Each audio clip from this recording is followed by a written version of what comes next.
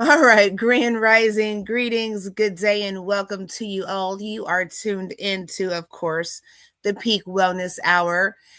Of course, we're going to have an awesome conversation with you all.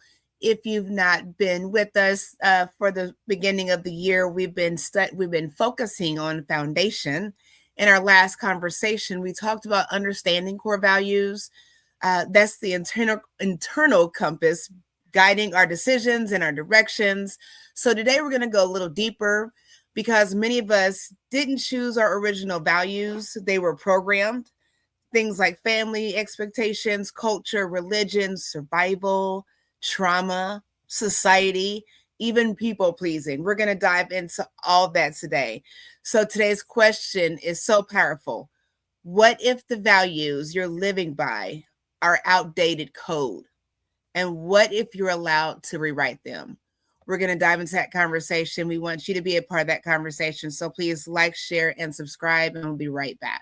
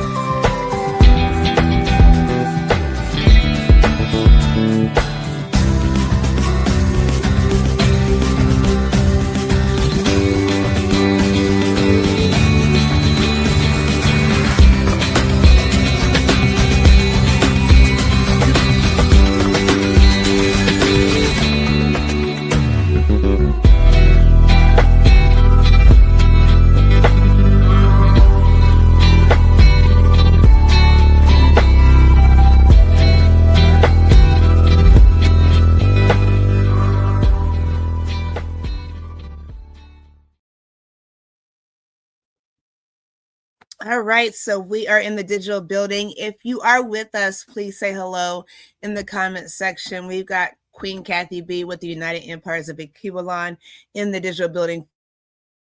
This cute little handsome gentleman in Queen Edith's background.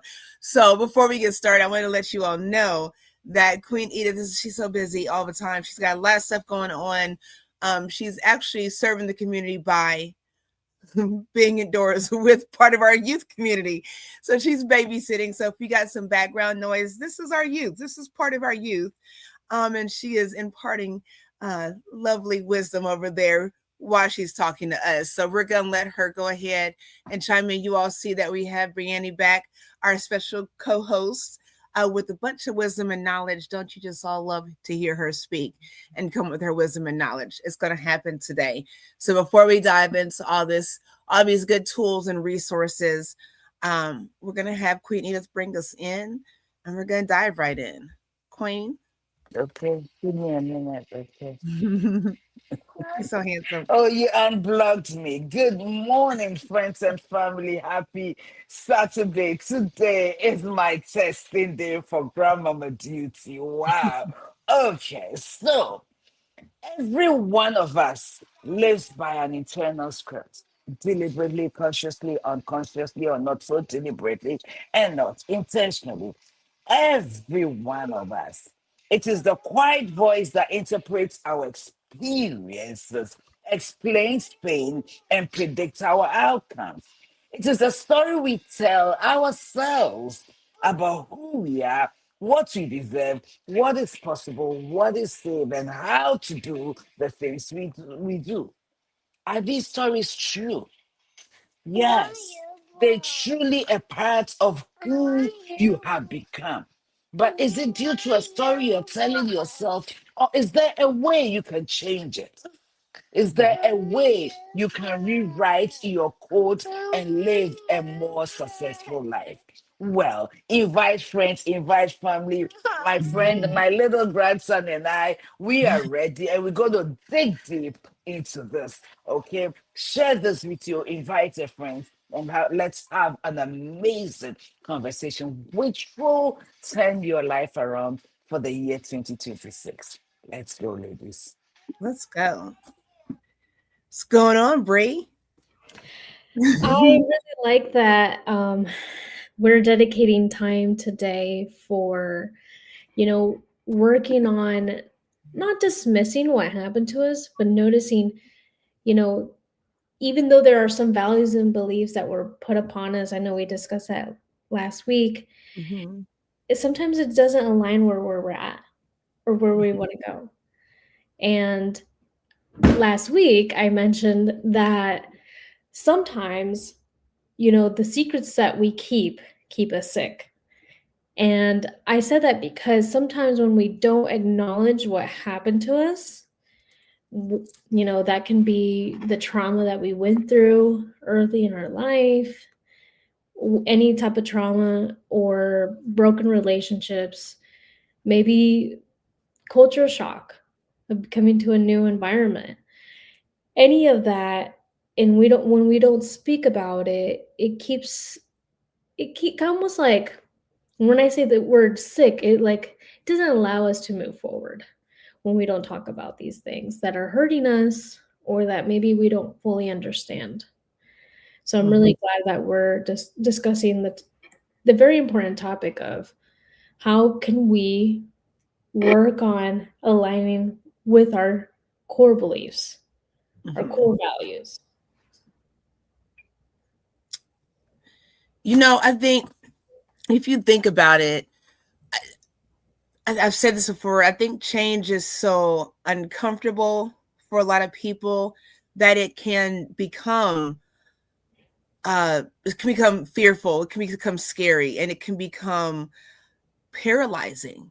And I think a lot of times we have these choices, we have these decisions that we are free to make, but it is just paralyzing sometimes to fathom moving beyond what you know, even when what you perceive is something far greater than where you're at now. That complacency is something wild. I think about redoing things. At some point, think about this: if you've had to hustle all your life, now you're changing that hustle for sustainable success, right? It looks different. People pleasing. A lot of us are people pleasers. We don't like to say no. I've had a hard time learning and growing out of dodging a no, dodging me having to say no, you know. But sometimes we're gonna look at people pleasing. Now we're doing that. How about healthy boundaries, Mm. right? A lot of us are looking for perfection. And I think seeking perfection will leave you stagnant a lot of times because it's never, ever good enough. It'll never be good enough. So instead of perfection, why not trade it for progress? Mm. Progress is a big deal because it doesn't mean that you have to get it completely right the first time and every time. It just means that you're growing and there's elevation and you're going through the process. And sometimes we've talked about this, that process is part of the journey. You have the once upon a time and happily ever after, but we don't like the story in between. So progress is a big thing over perfection. And then a lot of us have dealt with survival mode. We've been in survival mode. How about fulfillment? We're trying to survive, but we're not thriving, a lot of us. We're trying to survive, but there's always that lack. Where do you get to the place where you have that sense of fulfillment? So when we're talking about these things today, don't look at it like this drastic makeover that you have to do. It's just little bits at a time to help you understand that step Mhm. by step, it's possible. Step by step, you can. Hello, beautiful. Yeah, so that's what it's all about. Just taking it one step at a time. I love that. One step at a time. Mhm. And I say this a lot to my clients because they want things fast. They Mhm. want to see the change. They think that overnight or over 30 days, everything's going to change. Mhm. But that's not true. That's not reality. I mean, how long does it take for a lot of businesses to succeed, to flourish? You got to be patient. And I think some of the time is that we're so impatient and we don't even notice the small things that are getting us to the big goal, connected with our values. And then we just give up. Some of us fall for that. Like we fall for not noticing where the journey is taking us. I'm a victim of that sometimes because health is very important to me. Health is a big value of mine that I want to be a healthier version of myself. But when I don't see that changes, I get, impatient. And then I'm like, well, I don't know what I'm doing wrong.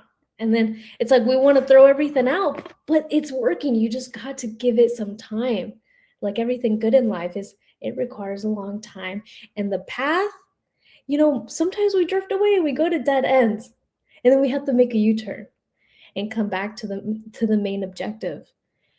But with all that being said, is we got to know that the journey is going to be long, number one, and it's going to take us to different directions.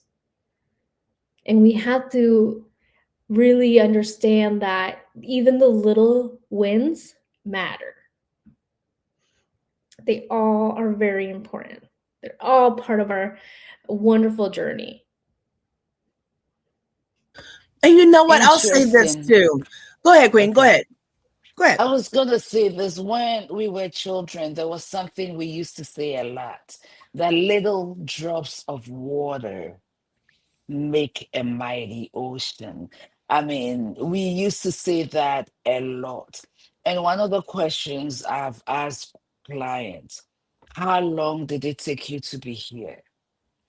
15 years, 11 years, 20 years.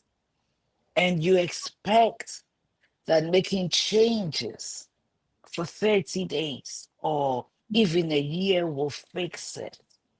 It will not fix it, but it will give you the stepping ground. Because as we make these little changes, and I will say this now, it's the reason our first book is Atomic Habits. Our first book for our book club is Atomic Habits. Atom is little. The slightest particle, feels like I've said this before, the slightest particle, which most people can see without, as it's a microscope.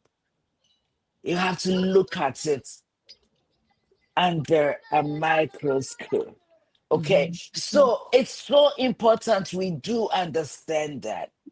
When we're thinking huge and we are in a hurry, what we do is that we don't see the result we expect in the time frame we expect. So what happens is we get discouraged.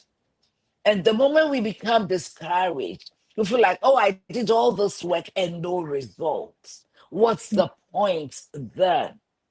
But the point, the Bible call it little foxes. Little foxes. And there's an adage that says the last straw that breaks the camel back. You find out that it's nothing. You find out that marriages are ending. The thing that caused the marriage to come to a complete end is not the huge things. It's the little things that we tend to want to ignore. Having said that, in the same token, the little things that we tend to ignore are the things that build us. You know, they're little red ants. When they go under a house and they begin to eat the wood, it will shock you. Those little ants will bring your house down. It will shock you. So it's the little changes. And the key here is consistency. Consistent little changes. And like the ladies have already said, patience with yourself. Patience with yourself. That makes the difference. Absolutely. And you know what, though? I think what we're talking about here, while we're talking about foundations, when we're talking about core values, these are things that healing and growth, this should be a lifestyle. This is not a momentary thing. This is being whole, living in peace. These are things that are lifestyles. This is not a momentary adventure or experience. We've got to understand and be really diligent about how we get to that point and maintain that point. And I know these ladies deal with right now, they're dealing with addiction and sobriety and things like that. They deal with family and children and marriage and all that also. And I've said this before, and I've never had to specialize in this, but when the conversation comes to once an addict, always an addict, I don't understand necessarily that mindset, because, and I do get it, where you have to remind yourself that this is where I was and this is where I am. So I get the mindset. But the same token, you all can educate me on this and enlighten me and anybody else, where if you're a cancer patient, right, and you're in remission, I don't like that either. You're either healed or you're not. Remission is like it has the opportunity to come back. But when you're a cancer patient, you don't say, well, I'm still a cancer patient. I'm in remission, but I'm still a cancer patient. I think it's all in how, and like I said, correct me if I'm wrong, I'm not downplaying the seriousness of addiction and how that's handled on the mental. But I'm wondering, do we get to a point in life where we say, yes, this was who I was, this was me, with anything in life, and be able to say, this is where I am now. And you can, like we talked about before, you can have that scar tissue, you can have those scars, but say that I'm healed. Here I am healed despite the scars. Here I am healed, and walk in that and not feel, I don't know, conflicted or somehow bound to, I don't know. You let me know. Can I say something? Mm-hmm. You see, there's a book out there. I don't like the way the title is written. It's UNF asterisk CK yourself. Okay. UNF asterisk CK yourself. Okay. Besides the title being a little off-putting for some, there's a wealth of knowledge in that. One of the things the book talks about is that 50,000 words, at least every individual speaks to themselves or speak over themselves. So in a day, you speak 50,000 words. And most of this is to yourself. Okay. And so he says that everything we are dealing with, where we are in life, and I have to say this, we are not minimizing anybody's experiences and life situations. I get it. I get it, because I have lived this life too. And I've been through some stuff that will shock many. But the point is this: there come a time when you have to decide what conversations you're going to have with self, what you are going to tell self, how to show self who is in control. Because 50,000 times a day, unconsciously, you are speaking to self. And I have to say this, and I'm not apologetic. We become our conversations. We become what we speak to ourselves. The narrative is a fact. What you've been through is a fact. It's real. But what you are saying concerning what you have been through and how it's going to impact the rest of your life is on you. I have said over and over again, I will not let one human being who has no clue who I am. Because when you don't know how to use something, you abuse it. And many of us are abusing self by the way we talk to self.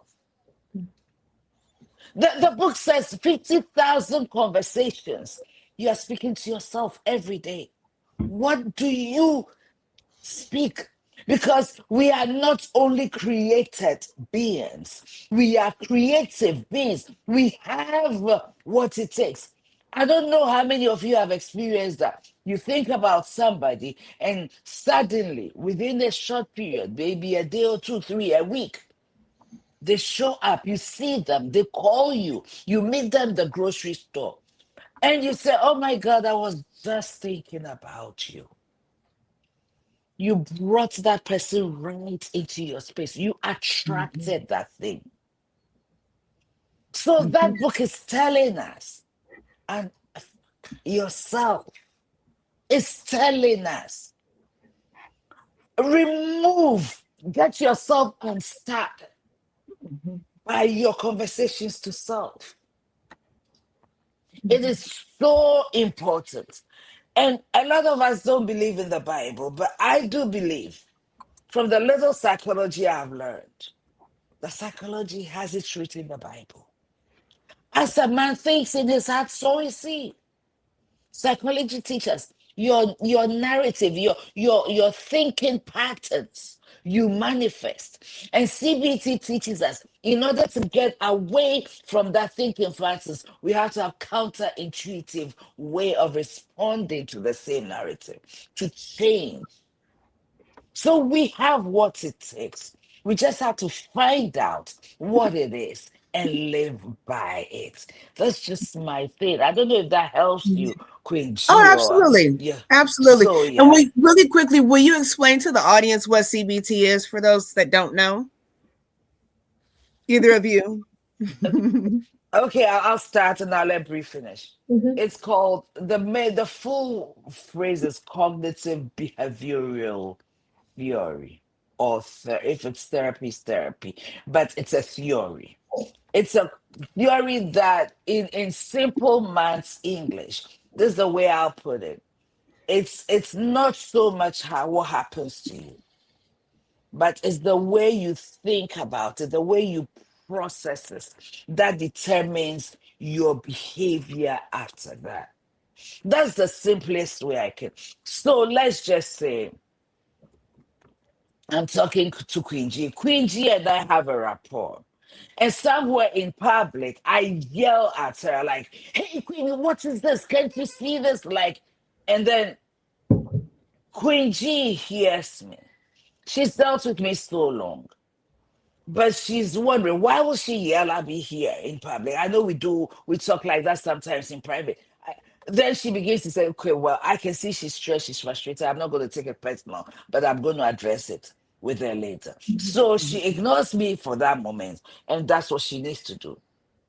Or she can be angry and frustrated, and then it begins to show in everything, and everybody's seeing it, you know. So her perception of what I just did, whether she thinks she's going through a lot, I'll excuse her for this time, she's never done this, or who does she think she is? These two scenarios will determine the way she'll behave. Basically, I'll let Brie continue. I want to go on the core ideas of CBT, but then I also wanted to bring it back to something that Queen G was saying about the readmission or of any kind of disorder. But I actually do a group on CBT because I really love it. And something that really sits with me, and sometimes I'm like, oh, this is so weird, but it's true. Situations, CBT teaches us that situations do not directly cause emotions, right? The thoughts about the situations are what create an emotional reaction. Okay, kind of like an example that she was giving you. I'll give you an example that we talk about in group. when I text someone and I say, "Hey, can I call you?" and I go ahead and call them. I have not gotten a response from the text. I call them, I'm not getting an answer. My thoughts can go, "Oh, this person hates me." These are my automatic thoughts. Automatic thoughts tend to be negative. Why? Because I've been dealing with all these negative thoughts from early in life, if that's what my life started with, right? So then it makes sense that I'm gonna stay with the negative thoughts. She doesn't like me, that's why she's not answering my call. I did something to upset her, etc. My emotions will be anxious, sad, frustrated, thinking that our friendship is gonna be over. So it's causing all this distress on me because my thoughts let it happen, right? So then the thoughts and feelings are all gonna influence my behavior. So then when I sit with all this frustration, I can act. And when I say act, I mean, it doesn't give me that much time to act, but I respond by the emotions. So then I could blow up her phone and I can send her a mean text, or I can go up to her house and knock on the door. So that can be ways that I react to the situation, because my emotions and thoughts have already caused so much distress on me that I'm going to come up with how I want to go about it, or the reaction that we discuss. And they are always going to be influencing one another because they go hand in hand. And it's all because of these automatic thoughts, things that we don't even think of. They just happen because they're habitual, right? Based on the situation. Often they're not true, right? Automatic thoughts are not always true. They're based on inaccurate situations, or what our brain is trying to tell us. And Edith made a really good point, is we feed these negative perspectives because that's probably what we're used to from earlier in life. So they go, Sean, we are talking about and then it's just it's the patterns. The cycle will continue on and on. And what I really like to let everyone know is that when you notice these patterns and you're not even giving yourself a moment to really evaluate the situation before you act on your emotions, a very helpful thing is writing it, journaling it. Because when you journal, a situation happened, this is my emotion, this is how my thoughts went, and this is how I thought I wanted to react. It lets you give yourself some time to pause and think before you react. And I always encourage people to journal. Even if you're not going to therapy, you can always journal. There's always so much benefit in that. But thinking about it is helpful for us so that we don't say things that we don't mean, or we don't react on things that are not going to be beneficial for us in the long run. Because a lot of relationships, or interpersonal relationships overall, can get disrupted or end because of how we respond. But then going back to Queen G, what you said about when you're going through addiction and you find yourself after a really long time, do you think you're fully healed? What I would say is that, there's been clients that we have had that have long terms of sobriety, like more than 50 years, and then something triggers it. And I always say, even when you're healed, you can still benefit from working on yourself. And I think we become complacent, right? Some people do find themselves to be very complacent. That's why there's depression readmission, right?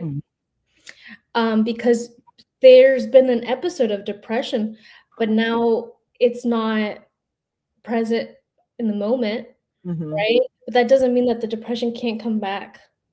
But you got to work on yourself. You got to put effort to let that be paused. Mhm. And I always say sometimes it can be a slippery slope because we think we're very confident in ourselves, and there's nothing wrong with that. The thing Mhm. is, like, make sure that you put in effort in yourself to make sure you continue to grow, even when those periods of sobriety or depression are very long and you're doing well. I love it.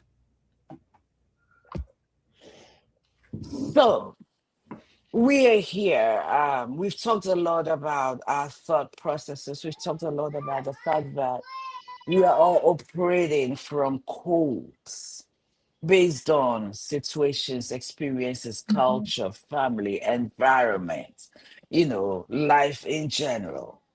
How do we go forward from here? Rewriting new codes. What do we do to move from that negative way of reacting? It's not always a response. We react negatively. It's clear that situations don't create behavior. Mhm. That is really clear. It is the way we process the situation that determines how we're going to behave towards that. The Mhm. clear example is you dealing with yourself, even. You send a text, no response, you draw to conclusions. You don't wait, you call. Mhm. If you weren't going to wait, why send the text? Right. Maybe the reason the person hasn't responded is because they are somewhere they can't write Mhm. or talk. Why are we automatically thinking there's Mhm. something wrong? Mhm. Could it be something different? Mhm. Why is your brain automatically going to the negative? Why is it that I speak to Angelina in a certain way and she decides, oh, she's having a hard day. I'm going to ignore this. We'll talk about it later. But we have work to do, so let's get it done. Mhm. Why would she give me the benefit of the doubt and not even take it personal? What is different between her and me, who is sitting there analyzing everything negatively, while she gives the other person the benefit of the doubt? It's your processing. Okay, Mhm. so the natural way you respond is natural intuition. You don't think about it, you don't do anything about it. Mhm. It's automatically flows in through you. So it's become nature. It's Mhm. become your second nature. It was developed over time, Mhm. consciously or not so consciously. You developed that way of thinking. How do we go the other way?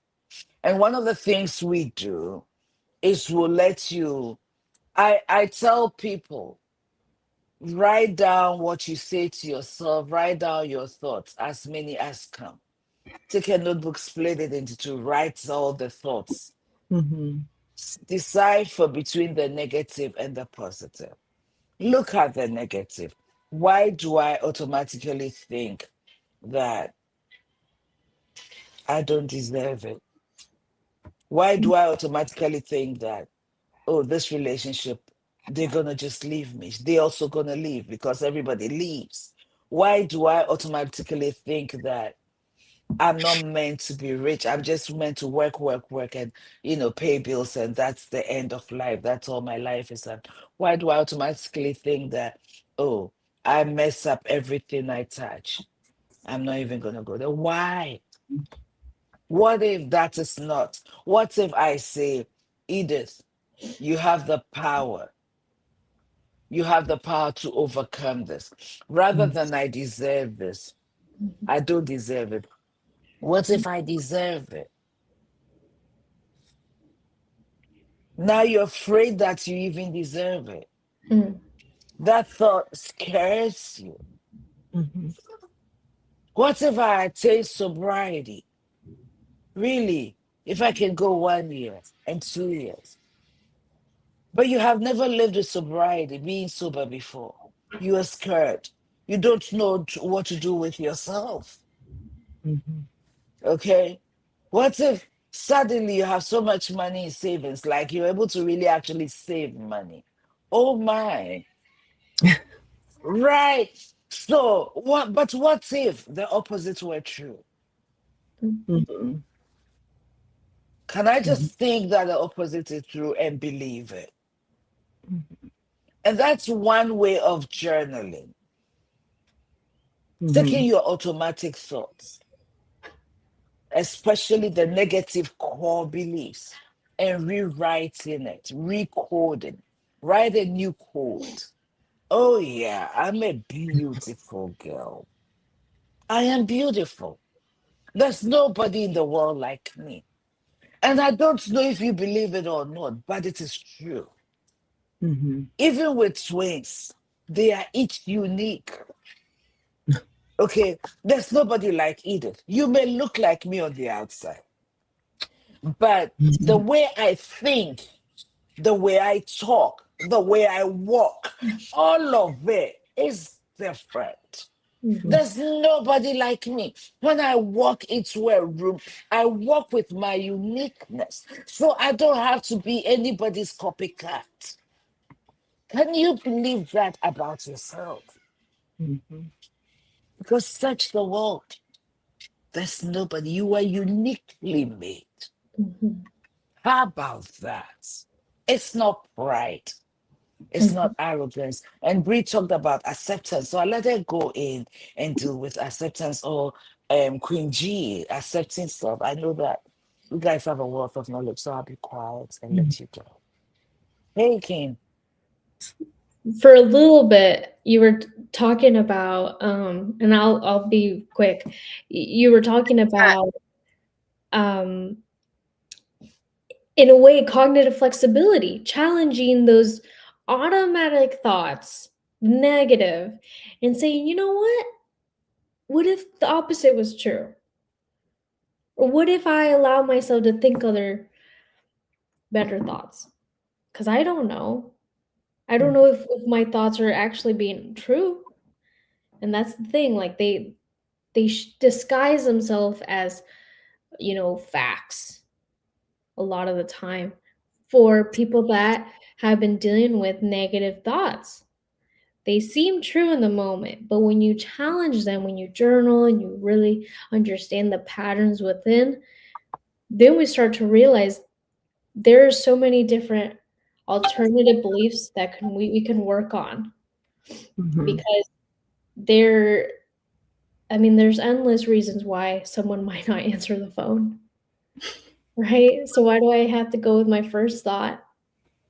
And so that's what you reminded me of, like working through it, being flexible. We got to, because I mean, Mhm. we can even think about it, like sometimes when we don't pick up the phone, there's so many reasons why we don't do it. Mhm. Maybe we didn't hear it, maybe we have a lot going on, etc. So we have to be able to challenge the thoughts, the negative ones when they pop up, that, well, what do I do when I get a call and I miss it? Um, but the other thing, that acceptance is very important too, of acceptance of the past. Yes, the past did occur, and yes, it was unfair, and I'm going to, work on myself now, because I can't change the past, but I can choose the next step to take. Mhm. That's very important for us to work on, is, okay, the past was hard and difficult and I felt unsafe, but how can I make a safe place for myself now? Mhm. I was listening to this interview on NPR the other day. I love NPR, you all. 90.1 if you're here in Indianapolis. um, but anyways, I was with them and they were talking about healing and they were talking about storytelling. So you all know that the game, the telephone, and you share this story, and the next person, you just kind of goes along. You just repeat what's said, and by the end of the conversation, it's something totally different. And it's no different. And I promise you this, and I've looked into scientific research with this. It's no different than your past traumas, trials, and tribulations. When you start reliving those stories, those traumatic stories, those unfortunate experiences over and over again, when you tell those stories, I don't know if you've ever gone through something, say falling off a bike. When I was 10, I had this bike and it was so nice and I was so excited to ride, and I fell off this bike and I skidded my knee. That's the story. That's what happened. Okay. But now, so many years later, we kept telling us, where'd you get that scar from? Where'd that scar come from? Watch that scar tissue, right? Where'd that come from? And now, well, I was doing this wheelie on this bike, and I got on the bike for the first time, and this wheelie for the first time, and that's how I got the scar. Now we're going down Dead Man's Hill and flipped over, and this is all these different things. But here's what happens. When you keep harping on those traumatic stories without having conversation to heal, be the intent behind it, it just kind of victimizes all over again. It traumatizes all over again, because now as you've gotten older and now you look at things and you realize that we have choices, we have options to heal, we have options to be whole. Well, why am I still stuck in this situation? Well, because actually it was really this bad. I told you it was this bad, but it was really this bad. And that's why I had to stay in it, because it was really this bad. I didn't tell you the whole story. And now things are, and I don't want to call them fabricated,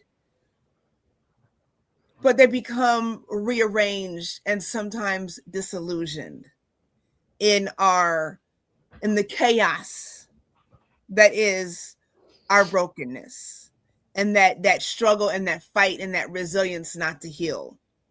It's a conflict of interest within self. That makes any sense. So now we have to justify while we're still stuck in this stage that decades and decades ago.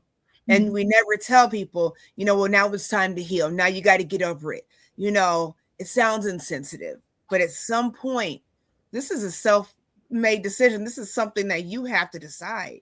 Where I've gone to visiting, this thing happened. Somebody didn't answer the phone. I ain't talked to Bree in 2 years. Edith says, hey, girl, you talked to Bree? No, I ain't talked to her. No, I ain't talked to her. And when's the last time we talked to her? And I'm thinking, the last time I tried to call her, she didn't answer. I needed something important. She says, well, what did you need? I don't even remember. Whatever it was important. I know she didn't answer. I was always there every time she called. See how we do this, and now 2 years later, you're stuck in something. If I was Queen Edith, I'd be looking like, this chick is crazy. 2 years, you don't even know why, but you're stuck in this chaos that doesn't have to be, and you can rewrite that script. You can say, you know what? And it takes a big person to say, you know what, Edith, I haven't talked to Bree in a minute because something happened. Really, I can't even tell you why. Thinking back on it now, I'm just being petty. Let me go ahead and pick up the phone, call and check on her. I don't even know why, but we don't want to do that though, because it wasn't my fault. If had she answered the phone, we wouldn't have even been here. You see what I'm saying? We have to make that choice to rewrite, to recode it, to where if it matters, make it matter. If it doesn't matter, stop trying to make it matter, because it only matters to you. And the reality of it is, it doesn't matter to you. It doesn't. And you're just causing chaos with yourself. And you'll be surprised at how many people don't care about the chaos that you're dealing with internally, especially when it spills outwardly. And it looks just like that. It looks like, no, I'm mad. I want to stay mad. No, I'm angry. I want to stay angry. I don't want to be healed. Sometimes you don't have to say that because it sounds out of sorts and it sounds ignorant. But sometimes our actions say, no, I don't want to be healed. No, I don't want to be whole. No, ma'am, no, sir. I don't want no peace. Peace? No. Rest? I don't think so. Our actions say that. So just think about that. Just think about that. I really like that you said that our actions speak, a lot into existence. And I think some of us do like that chaos of sitting with the mentality of I am a victim every step down, like every, what is it? How do you say it? Every step down the road? I'm trying to remember. Sorry. I'm trying to think about the word. I've never heard it before, so But I can't it's like help it. every step we take, we stay with that mentality. And I will say is it's okay to validate what you went through, but how long are you going to put your life on pause? Because when we like that chaos, when we stay with that pain, I don't know about you, but I see it as everything's on pause because I'm living with what happened all the time.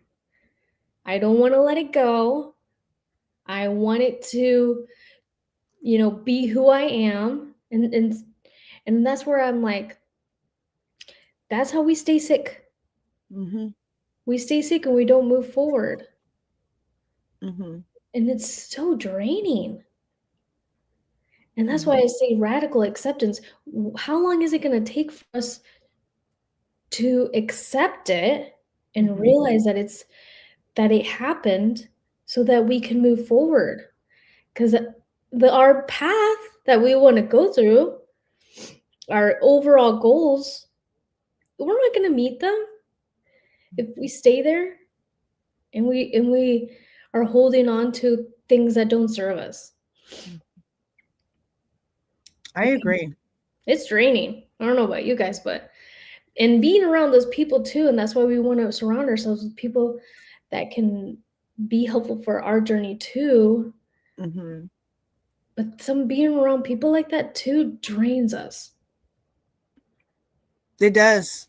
It does. And I think that's where a lot of times we do have to have boundaries, especially in relationships where we know, even if we're capable of helping people. I go through things sometimes, and Queen Edith is, doing, she just graduated as a counselor, a therapist.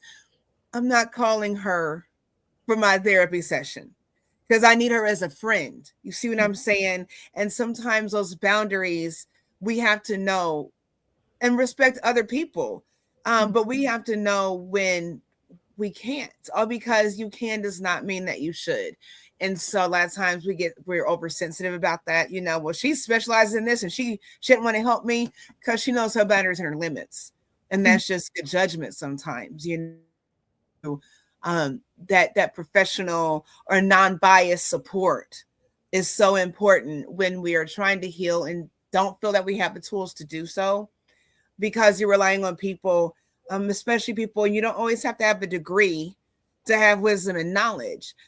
But then a lot of us deal with people that have a degree in us. You know me enough. You can school me on me, but it's not what I need. I don't need you to say, yes, Angelina, yes, this is how you should behave. Yes, go all out of source. We need that balance. And so we have to be mindful when we're engaging in relationships, whether you're giving or you're receiving or taking. We have to understand the balance in that and respect that. And when people are not equipped to carry you through that journey, just respect where they are. And if they can help, they can help. If they can't, but respect where people are. I've learned, I have this thing, I think I've said this before, I have this thing where if you come to me with the issue, I don't even know why you're talking to me if you don't want me to say something, And if I don't know, I don't know. I will tell you I don't know. I will do the best I can to, guide you, and I will tell you. But a lot of times if there's a need, I want to help it. Sometimes people just want to be heard. And so I'll ask you, hey, do you just want me to listen, or do you want some feedback? Do you want some empowerment? I ask that person, I give that respect, and I give that space and opportunity. At the same time, you have to be making some changes for self. If you keep coming back with the same situation and you just want somebody to listen, that's where you need to really journal. Seriously, if you keep spewing out to people and you're not looking for healing or wholeness or growth, you're being unfair. And it's at some point it's taken advantage of. And it's not that every time you call, I have to help you and I have to be your healer or whatever it is, but you have to come with something. You can't keep coming with all your weight. And I'm just supposed to hold this weight for you. And you just keep piling it on. And I can't say, hey, it's getting kind of heavy. It's getting kind of heavy in here, and we don't want to do that. So let's respect each other's abilities, and balances and boundaries. I'll say that. Before Brie comes in, I want to ask our audience a question. And I hope that we get some responses. Why do you think you continue to stay in that cycle? Why are you there? What makes you want to tell the story over and over and over and over and over and over again? What is your motive? What do you hope to achieve? Mhm. Are you looking for healing and you don't know who to talk to? So you keep talking until somebody gives you a result? Or you've become comfortable sitting there? I want you to think about it a little bit and let us know.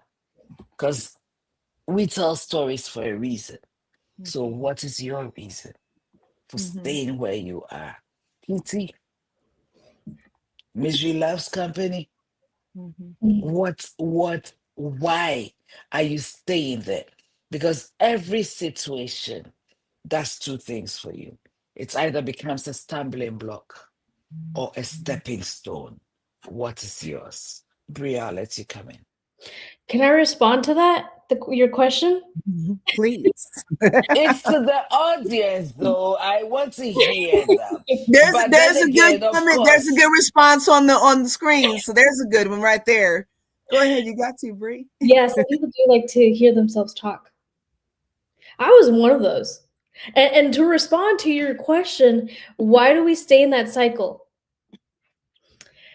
Let me tell you my perspective. Well, it's easy. It's easy for me. It was easy for me. Was past tense, working on myself, future. It was easy for me to stay how I was, to not put an effort in myself, to not change those patterns that I knew were hurting my relationships. That road was easy for me, but I was not living. I was not living up to my purpose. I was not living to the person that I knew I could become. I always like to say, my greater purpose is to help other people. But at that point in my life, and this is back before I graduated from school, even before being in school, I was staying stuck because I didn't want to make changes. The patterns kept repeating over and over again because that was my comfort zone. And I remember my therapist every week that I would see him, he'd be like, okay, how have you challenged your thoughts? I was like, dang, I don't really like setting boundaries. He's always like, well, he's like, you're telling me these situations that people seem to be crossing your boundaries. What are you doing about them? Nothing's going to change if you don't put up boundaries. He's like, you're going to continue to tell me this story over and over again until you do something with what I've given you. Because he gave me a lot of tools, I remember. And then I started to work on myself and noticing, okay, not all of my negative thoughts are true. Okay. How can I pause before I react? How can I continue to instill my boundaries? And then I noticed changes. I was starting to live aligned with my values and my purpose because I started to actually put in the work. And that's something that we don't always want to do. We don't all want to put in the work. And I would get impatient with myself. I'd be like, well, I'm setting the boundaries. However, X, Y, and Z is still happening. Well, then how can I be flexible in those situations? And that's where, when we journal and we notice a pattern in ourselves, we can understand ourselves a little bit better and we can know when we're falling off track. But Edith, that's why a lot of us, and I know people are not responding yet, but that is a big factor, is that change is scary for some of us, and it's not easy because it requires patience. I think part of it too is not having the blueprint. Again, like our core values are things that were instilled in us, especially at a younger age, so there's no blueprint. And so again, that fear factor, there's no blueprint. Well, if I go off the grid and do it like this or do it like that, if I don't go to college, if I don't do this, what does it look like? And there's no blueprint. And I think that discomfort is the biggest part of change, because this is how I've always known to do it. A lot of things, even the way we speak, the way we respond, it's learned behavior. You'll see the women in my family, and my husband says all the time, we're a lot alike. In a lot of ways, that's a good thing, and in many ways. But we can see the cracks and the similarities in the less than greatest aspects. There's nothing wrong with that. We're just different, and we are not different. There are plenty of people out there like us, but we see those connections, so I just think, again, journaling and writing out that blueprint for your life, with the boundaries. It's not saying, don't look at it saying no to somebody else or no to something, but saying yes to yourself, and we don't want to say yes to self. And I think the worry more so is saying no to someone else. We're not even thinking about that yes to self, especially when someone else may not say yes to us, so you have to do for you and everybody else, but it's always in the opposite order, and you're always last on your list of people. This is your list, and you make yourself last on your list. That's something that we have to reevaluate and be comfortable with not doing. If you cannot put yourself first, you're only so good to other people, and we can be the greatest other people and just self-abuse, but it all catches up with you in the end. And it's a hefty price to pay when you look back over your life and the people that you served couldn't serve you. And it's not a tit for tat, but relationship is big. Healthy relationships are big for the people that you have to carry. Having good relationships that balance you out makes all the difference, so that you can carry those that need to be carried. And some people don't need that. We have to stop coddling people. Have you all? And I think I've shared this example before. I don't know if you've all seen, what was that? The movie Grown Ups. Was it Grown Ups? Where the mom was still breastfeeding this 5-year-old boy at the park. Like, when you can ask for milk, then I need you to get the glass. And this is what we're doing. We're coddling, and I'm just saying, this is what happens, and it looks weird when we have adults still on the teat asking for nutrition, but you just deplete and deplete and deplete. And that's what we're doing with grown adult people that have choices that they can make, choices that they need to make, decisions that they need to make. And sometimes you're at the crossroads. You just got to make that decision and see how it works out. If it don't work out, then try a different road. Try a different route. It's never this or that. It's never just black or white, this or that thing. So just try out some better things that suit your life. And if it doesn't work, you can say that you made progress because you tried. You stepped out of that comfort zone, but just keep going till you find what works. Okay. So, yeah. I have another question, and you touched on relationships. So I want to go in there. Thank you, ladies, for sharing it. Some of you being vulnerable. I wish we'll have more people share. But I have another question that I want to throw to our audience. Is it also possible, or could it be, that you're afraid to be different or to be seemingly better, but that the people you hang out with because you've hung out so long. You don't want anybody to think you're better because you're stepping out and being different and being better and growing and maturing and becoming everything you know you can be. And so you remain less than to fit in into that group. Is it a possible or a likely thing that's going on? And I ask these questions so we can think. We have to question ourselves. So who are you in relationship with? What is their lifestyle like? Has it become comfortable? So comfortable that you're afraid that when you begin to rise, you might not fit there anymore and you don't know where else you will fit. And you need these friendships. I need you to think.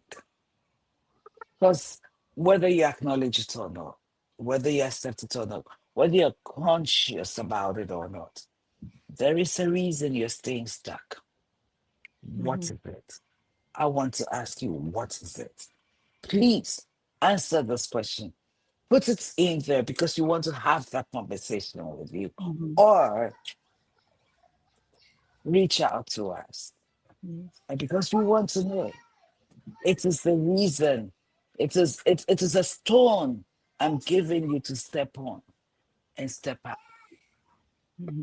Okay, so I'd like to hear and see responses to that question as well. I'm not doing therapy, I'm just asking questions. And I'll say this, and I know Bree has somewhere to be, so I'm gonna say this.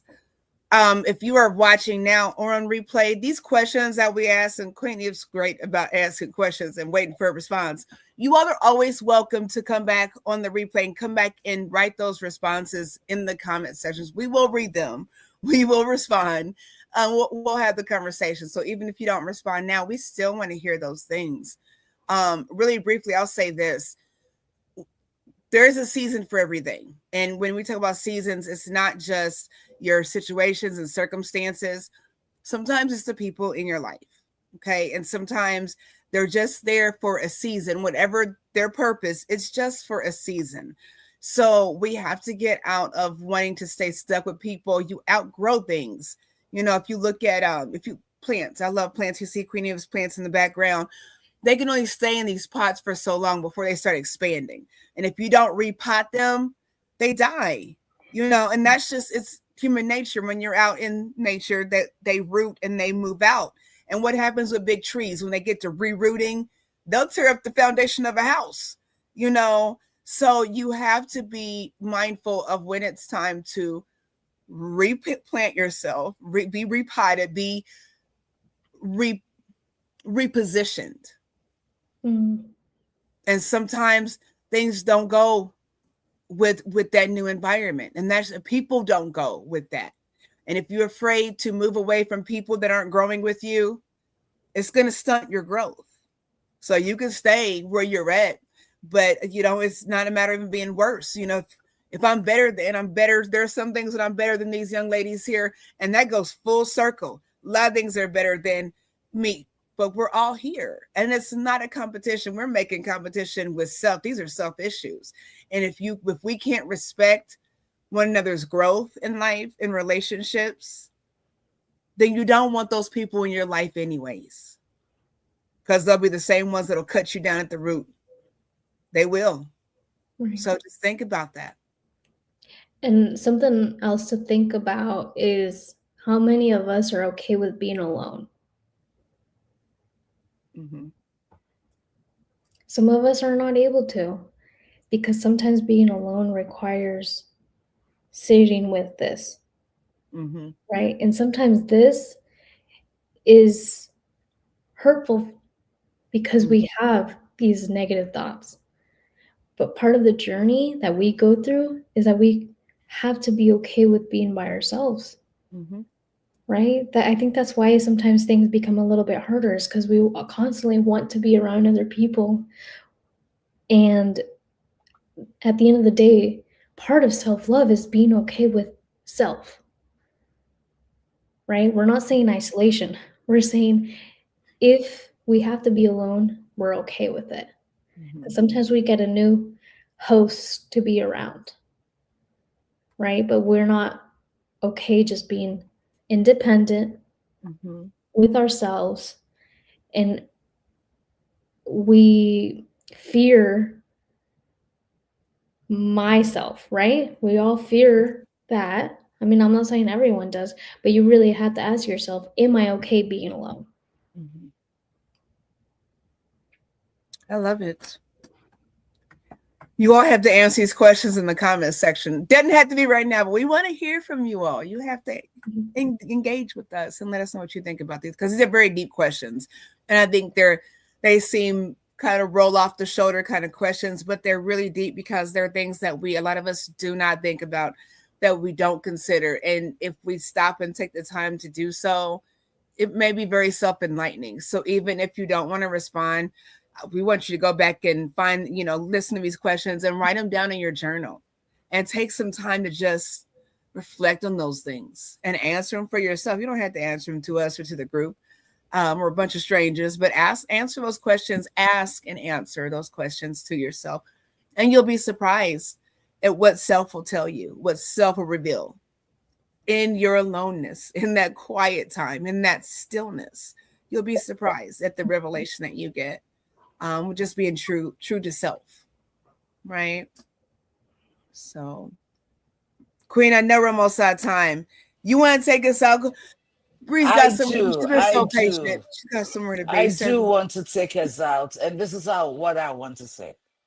We think the computer is a new thing. The first computer that was created was the human. Let me say it again. The first computer is the human. Everything we do, your body memorizes it. Your brain absorbs it, and it stays there. So the codes that were fed to us and those that over time we have rewritten all determine how we behave and how far we will go. So what you put in as in relation to the things we're saying to ourselves, the behaviors we are showing out, all go boldly, all go to determine who we are becoming.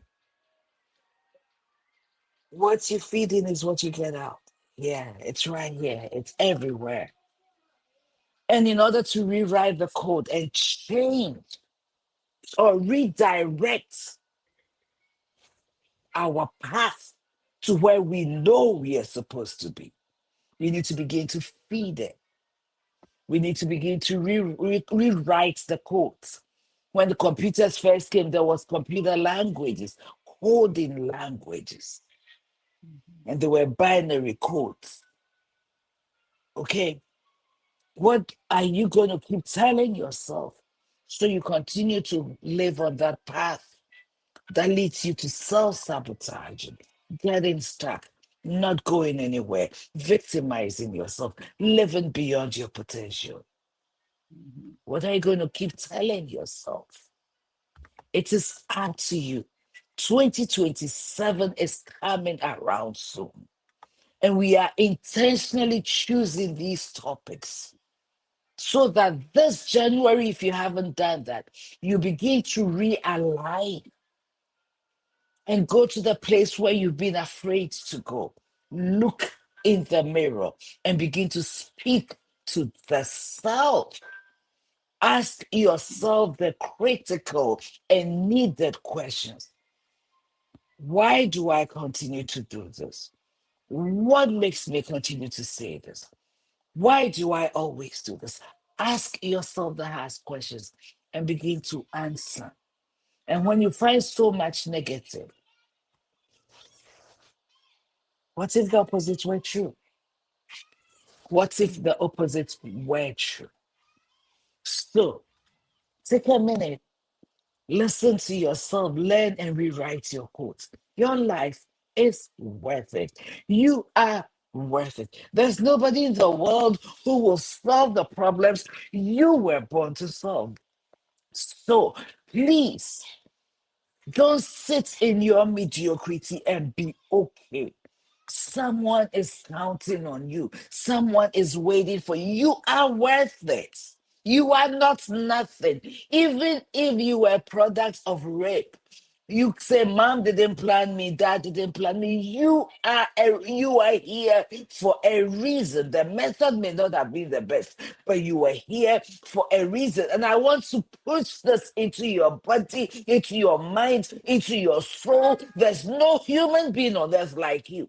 So please arise and push, because a year from today you will wish you have done something about your situation. We thank you so much, we appreciate you, we love you, and we believe so much in you. Look out for our book club. It's coming soon. This week we've put out the book, or we're gonna put it out and We're gonna get do it. started. Atomic Habits.